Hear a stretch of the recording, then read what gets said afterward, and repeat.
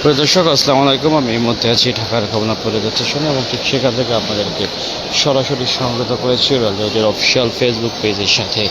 এবং প্রিয় দর্শক, আমরা ঠিক যেমনটি দেখানোর চেষ্টা করছি যে কমলাপুর রেলওয়ে স্টেশনে যেখানে আসলে আমরা দেখতে পেয়েছি যে আজকে মোটামুটি কোথাও তেমন শিডিউল বিপর্যয়ের ঘটনা ঘটেনি, যেখানে মোটামুটি যাত্রীরা অনেকটা রিল্যাক্সেই আসলে তারা ভ্রমণ করছেন। এবং এখন এই মাত্র দেখলাম যেখানে আসলে ডাউন ট্রেনের যাত্রীরা বেরিয়ে যাচ্ছেন। এবং প্রিয় দর্শক, আমি এই মুহূর্তে আসলে আপনাদেরকে জানিয়ে দেবো ঢাকা থেকে ট্রেন ছেড়ে দেওয়ার সময়সূচি লাইভ আপডেট। সঙ্গে থাকুন রেল নিউজের এবং পেতে থাকুন সকল ধরনের আপডেট নিউজ ইনফরমেশন।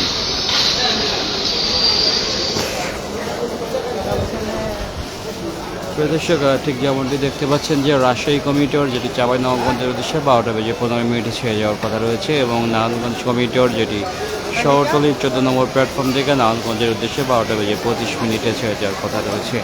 এবং মোহনগঞ্জ এক্সপ্রেস যেটি 1 নম্বর প্ল্যাটফর্ম থেকে মোহনগঞ্জের উদ্দেশ্যে 1:15 ছেড়ে যাওয়ার কথা রয়েছে। এবং বনলতা এক্সপ্রেস যেটি 1 নম্বর প্ল্যাটফর্ম থেকে মোহনগঞ্জের উদ্দেশ্যে 1:15 ছেড়ে যাওয়ার কথা রয়েছে। এবং বনলতা এক্সপ্রেস যেটি 5 নম্বর প্ল্যাটফর্ম থেকে চাঁপাইনবাবগঞ্জের উদ্দেশ্যে 1:30 ছেড়ে যাওয়ার কথা রয়েছে। এবং চট্টলা এক্সপ্রেস যেটি চট্টগ্রামের উদ্দেশ্যে 2:15 ছেড়ে যাওয়ার কথা রয়েছে।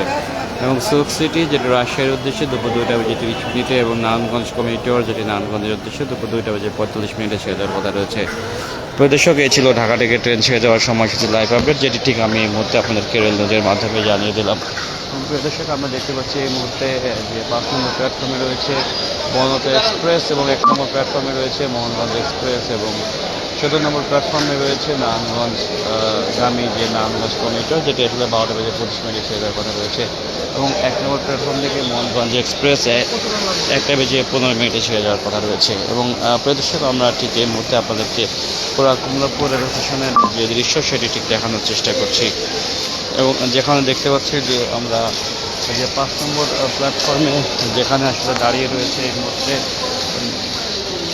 বনলতা এক্সপ্রেস, ঠিক সেটির সামনে আমি আপনাদেরকে নিয়ে যাবো এবং সেখানকার যে দৃশ্য সেটি ঠিক দেখানোর চেষ্টা করবো প্রিয় দর্শক।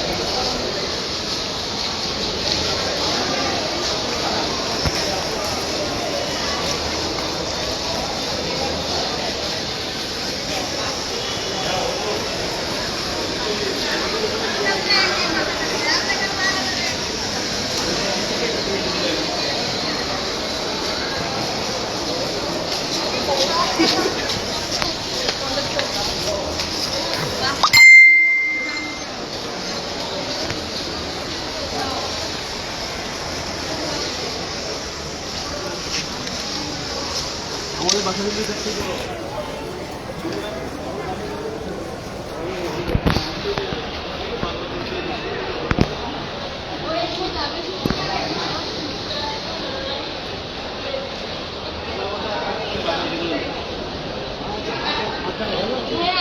এবং প্রিয় দর্শক, আমরা ঠিক 1 নম্বর প্ল্যাটফর্ম থেকে 5 নম্বর প্ল্যাটফর্ম থেকে আপনাদেরকে দেখানোর চেষ্টা করছি, যেখানে বনলতা এক্সপ্রেস ট্রেনটি ছেড়ে যাবে চাঁপাইনবাবগঞ্জের উদ্দেশ্যে। ঠিক সেটির সামনে আমি আপনাদেরকে নিয়ে যাচ্ছি এবং সেখানকার যে দৃশ্য সেটি ঠিক দেখানোর চেষ্টা করব।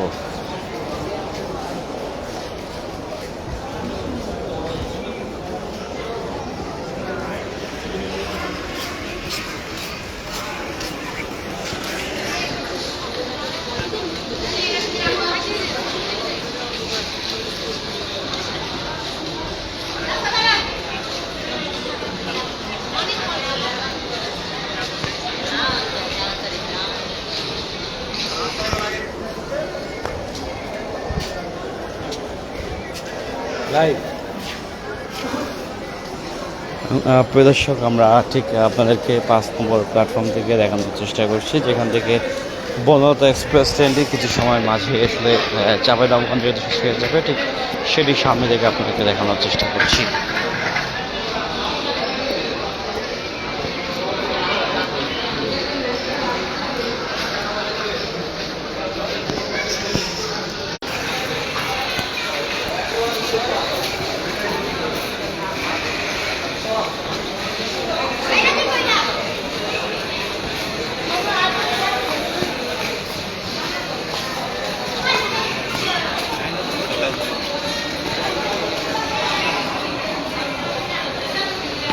প্রিয় দর্শক, ঠিক যেমনটি দেখছেন যে চাঁপাইনবাবগঞ্জের সামনে থেকে আমি আপনাদের চাঁপাইনবাবগঞ্জগামী যে বনলতা এক্সপ্রেস ট্রেন সেটির ঠিক সামনে থেকে আমি আপনাদেরকে দেখানোর চেষ্টা করছি, যেটি কিছু সময়ের মাঝে আসলে চাঁপাইনবাবগঞ্জের উদ্দেশ্যে ছেড়ে যাবে।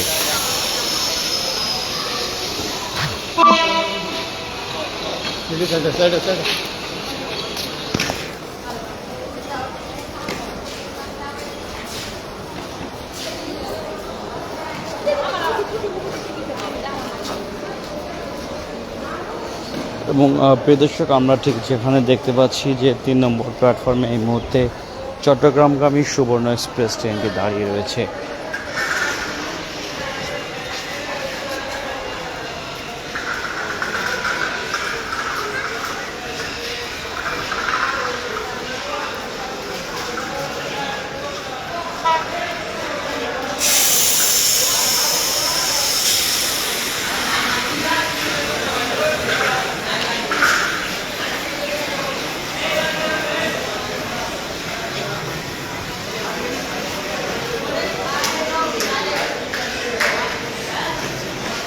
প্রিয় দর্শক, দেখছেন যে শনিবারে আসলে তুলনামূলক যাত্রীর চাপ কম থাকে, বাট আমরা দেখতে পাচ্ছি আজকে যাত্রীর চাপ আসলে তুলনামূলক কম না, মোটামুটি ভালোই যাত্রীর চাপ রয়েছে। এবং আমরা আসলে যেখানে আসলে আপনারা জেনেছেন যে যেখানে নারায়ণগঞ্জে যে পদ্মা সেতু, যে ট্রেনের যে পদ্মা সেতু, নারায়ণগঞ্জ থেকে যে পদ্মা সেতুর যে একটা রুট চলে গিয়েছে নারায়ণগঞ্জের উপর থেকে পদ্মা সেতুর যে পদ্মা সেতুর জন্য পদ্মা সেতুর উপর দিয়ে যে আসলে ফ্লাইওভারটি আসলে চলে গিয়েছে বা ব্রিজটি চলে গিয়েছে, যেটির নিচে আসলে যেখানে মাটি খনন করা হয়েছিল ঠিক সেটির নিচেই হয়তো কাল বা পরশুদিন মাননীয় মন্ত্রী মহোদয় যেখানে বৃক্ষরোপণের উদ্দেশ্যে যাবেন, ঠিক যেমনটি আসলে আমরা জানতে পেরেছি। প্রিয় দর্শক,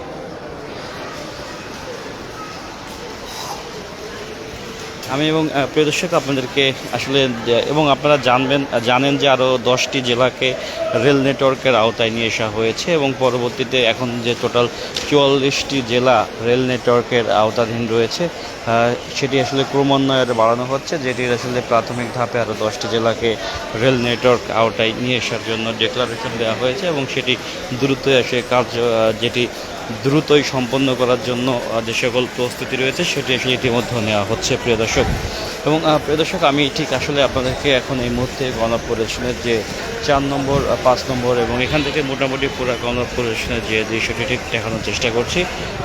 সেখানে দেখছেন যে মোটামুটি বেশ যাত্রীদের একটি চাপ রয়েছে এবং যাত্রীরা তাদের আসলে আজকে শিডিউল বিপর্যয়ের কোনো ঘটনা ঘটেনি, যে কারণে যাত্রীরা খুব স্বাচ্ছন্দ্যভাবেই তাদের কাঙ্ক্ষিত ট্রেনে তারা উঠে যাচ্ছেন। এবং এই মুহূর্তে আসলে টোটাল প্ল্যাটফর্মে 3টি ট্রেন রয়েছে, যেটি আসলে এখন এই মুহূর্তে রয়েছে যে 5 নম্বর প্ল্যাটফর্মে বনলতা এক্সপ্রেস এবং 1 নম্বর প্ল্যাটফর্মে মোহনগঞ্জগামী মোহনগঞ্জ এক্সপ্রেস এবং নারায়ণগঞ্জের যে কমিউটার ট্রেনটি রয়েছে যেটি এই মুহূর্তে 14 নম্বর প্ল্যাটফর্মে অবস্থান করছে, যেটি নারায়ণগঞ্জের ট্রেনগুলো ম্যাক্সিমাম আসলে শহরতলি প্ল্যাটফর্ম থেকে ছেড়ে যায় এবং সেটির জন্য সে 14 নম্বর প্ল্যাটফর্মে এই মুহূর্তে আসলে অপেক্ষমান অবস্থায় রয়েছে। প্রিয় দর্শক, এবং আমি আপনাদেরকে পুরো গণপরিবহনের যে ভিউজ সেটি দেখানোর চেষ্টা করছি।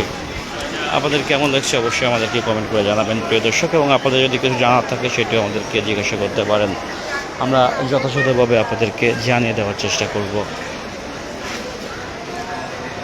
এবং শনিবারের দিন ট্রেনের আসলে মোটামুটি ম্যাক্সিমাম ট্রেনগুলাই আসলে অনেক ম্যাক্সিমাম না বেশ কিছু ট্রেনের শিডিউল অফ থাকে, যে কারণে আসলে তেমন একটু যাত্রীর চাপ দেখা যায় না, বাট আমরা দেখতে পাচ্ছি আজকে মোটামুটি বেশ ভালোই যাত্রীর চাপ রয়েছে এবং ঠিক সেই দৃশ্যটি ঠিক আমরা প্রিয় দর্শক রেল নিউজের মাধ্যমে দেখানোর চেষ্টা করছি। এবং আসলে আজকে তেমন শিডিউল বিপর্যয় ঘটেনি, যখন ট্রেনের চাপই কম রয়েছে সেখানে শিডিউল বিপত্তি আসলে ঘটার কোনো চান্সই আসে না। এবং দেখতে পাচ্ছেন যাত্রীরা আসলে ফ্লোটিং যাত্রীর চাপ রয়েছে, আসলে স্ট্যাক হওয়া যাত্রী যেটি শিডিউল বিপর্যয়ের কারণে এক জায়গায় জমে যায় সে পরিমাণ যাত্রীর চাপ আসলে আমরা এই মুহূর্তে দেখতে পাচ্ছি না প্রিয় দর্শক।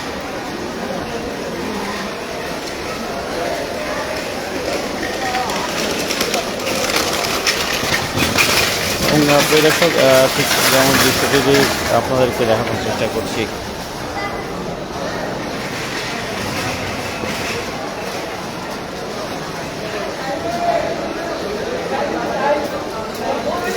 এবং প্রিয় দর্শক, এই ছিল সর্বশেষ। আপনারা যে যেখান থেকে দেখছেন ভালো থাকবেন, সুস্থ থাকবেন। আসসালামু আলাইকুম। এবং অবশ্যই নিরাপদ ভ্রমণের জন্য ট্রেনের ছাদে উঠবেন না, এবং ট্রেনের বাফারে, ট্রেনের ছাদে এবং ট্রেনের পাদানিতে কোনোভাবেই আপনারা ঝুলে ভ্রমণ করবেন না, কেননা প্রতিনিয়তই ঘটছে এই ট্রেনের ছাদে, বাফারে এবং পাদানিতে ভ্রমণের কারণে দুর্ঘটনা, যার কারণে অঙ্গহানি এবং জীবন নাশের ঘটনাও ঘটছে।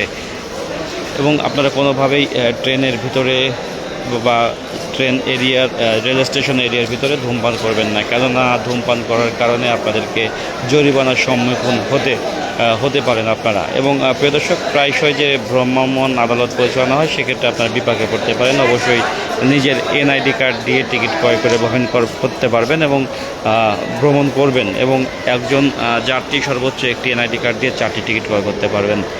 এবং প্রিয় দর্শক, এই ছিল সর্বশেষ। আপনারা যে যেখান থেকে দেখছেন ভালো থাকবেন, সুস্থ থাকবেন। আসসালামু আলাইকুম।